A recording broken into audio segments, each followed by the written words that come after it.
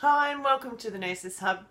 I'm Wendy, and normally you see on my channel renovating videos or perhaps the occasional nursing educational video.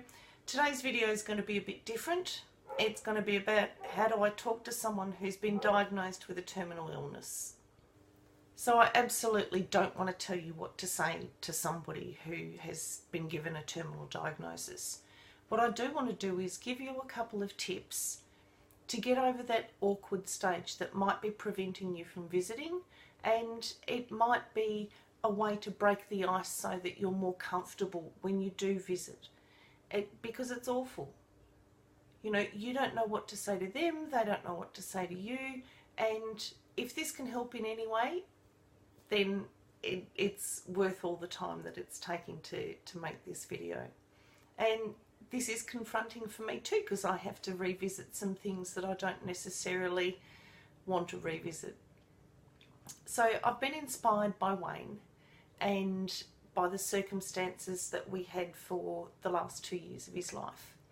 I've also been inspired by two YouTubers. I've been inspired by Emily Haywood, who sadly passed away a few months ago from melanoma, and also by Daniel Thomas. Now, he also goes by the name of Pee Wee Toms, and you can find the links to his Instagram and his YouTube channel in the description box down below the title. So what Emily and Dan have in common, apart from chronicling their lives on YouTube, is that they wanted to educate the ordinary folk like you and I on what it's like to have cancer, what to look out for, what the signs and symptoms are, and what the journey is actually really like. You know, it's confronting. People don't invite this sort of topic into their lives usually. And so, Dan, if by any stretch of the imagination you happen to be watching, I take my hat off to you, and I want to acknowledge all the efforts you're putting in to get your message out to ordinary people like me. And I just want to let you know that you have a worldwide village of people supporting you. And these people are going to stay with you the whole journey. And I'm sure if you needed anything, you would only have to sing out and somebody in your worldwide village would provide. And thank you from the bottom of my heart for sharing your very personal journey with all of us. So I wanted to get off my chest that there aren't any rules to this. There aren't any rules to dying, there aren't any rules to watching someone die, there aren't any rules to visiting anyone who's dying. And dying doesn't need to be on your deathbed. If you've got a terminal diagnosis, you might not die for 5 or 10 years or 20 years. And they may find a cure in that period of time that you've got a terminal diagnosis, and you may not die. But in the interim, while you've got that terminal diagnosis, people are going to stay away in droves. And I was thinking about it, and it struck me when I was reading some of the comments on Dan's videos. And a lot of them are, we love you, we support you, you're an inspiration. And nothing with a lot of substance. There are a few people who actually go into a bit of depth with their comments, but it resounded so strongly with me as to why people stayed away. And it was a question that I had asked myself so often, you know, why is there going to be 400 people at the funeral, but we've only ever had half a dozen people visit in the 2 years since he was diagnosed? And it boils down to the very simple fact that death and dying is confronting, and it's awful, and people don't want to address it. And so it's a lot easier just to stay away. And so I wanted to do this video particularly for anyone who might have somebody who has a terminal diagnosis or who has a really serious diagnosis. And if you're thinking, oh, I really should go and visit them, but I don't know what to say and it's going to be awkward, then I want to give you just a couple of practical tips so that you can actually have a visit. Okay, so I've got four very basic tips. And none of them are gospel. You don't have to follow any of them. but it's just my insight into getting rid of that awkwardness. So tip number 1, ring ahead. So just pick up the phone and say, I'd really like to come and visit. When's good? And is morning better than afternoon? You know, Wayne used to be fantastic in the morning, but by the afternoon he was really drained. And so we'd often have people over for morning tea, and they might stay for lunch, and then they'd make their excuses and they'd go. And so that was really great for Wayne. So afternoons might be better for the person that you want to visit. So that's my first tip. So my second tip is to bring some show and tell. Now, the show and tell brings the outside world into the world of the person who's got the terminal disease or the terminal diagnosis. And often what happens is that when you are in those last stages, that you can't get out of the house very often.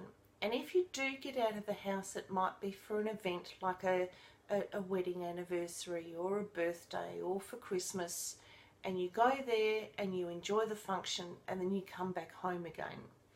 And so family news and news of what's happening in the neighbourhood often doesn't filter through to you. So the show and tell also gives you an opportunity to have something to do. So when you have something to do, you're actually digesting in the background what's happening to this person and to this family and their circumstances.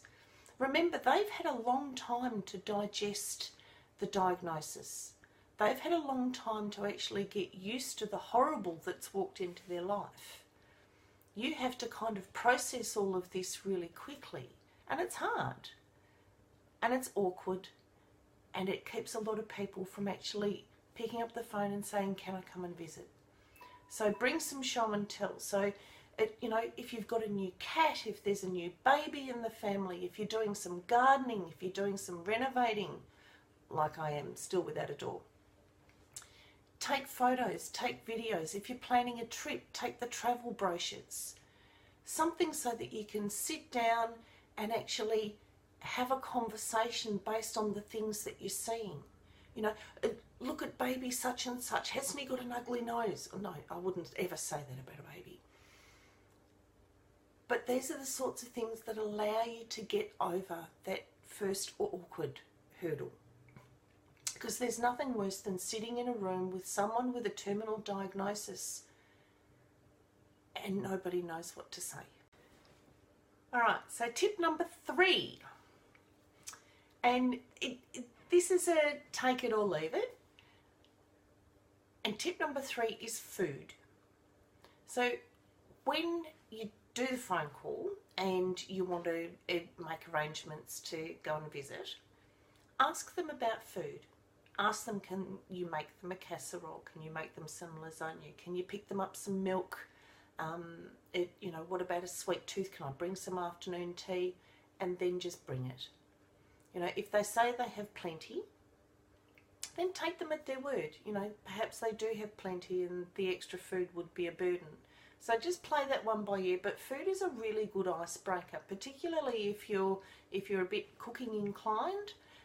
You can find a new recipe to try out, or you can make your favourite, or if you happen to remember what the person's favourite food is, or that they once had a hankering for, or that you stopped at a bakery and bought such and such and you thought you'd have a reminisce down memory lane. Food is a wonderful icebreaker.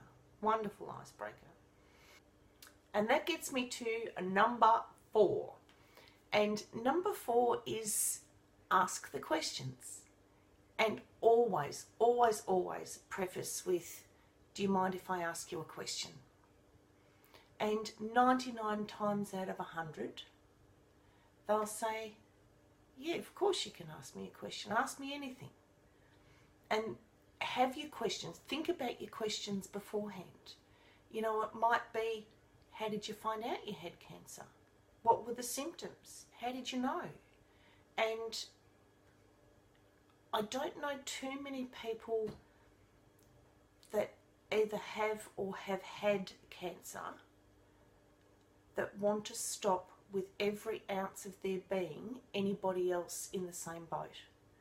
So Wayne had bowel cancer, and he was very open about talking about it, because historically men don't go to the doctors, and they certainly don't go to the doctors over something that's happening in their bum, in their bottom.